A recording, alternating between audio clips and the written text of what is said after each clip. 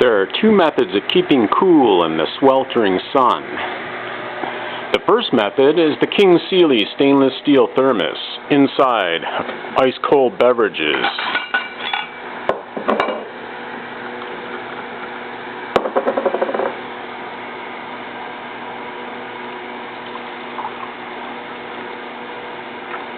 Keep hydrated. And the second method is the Holmes Blizzard fan. Tabletop version delivers a blast of air up to 10 feet on the low setting and even farther with the higher settings. Medium and high. Not too loud considering the amount of air it's pushing. Of course, it has the circular pattern.